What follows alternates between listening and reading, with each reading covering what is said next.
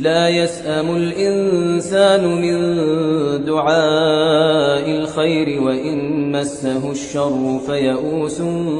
قنوط ولئن أذقناه رحمة منا من بعد ضراء مسته ليقولن هذا لي وما أظن الساعة قائمة ولئن رجعت إلى ربي إن لي عنده للحسنى فلننبئن الذين كفروا بما عملوا ولنذيقنهم من عذاب غليظ وإذا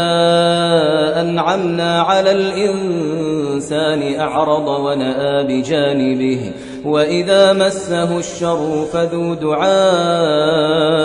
عريض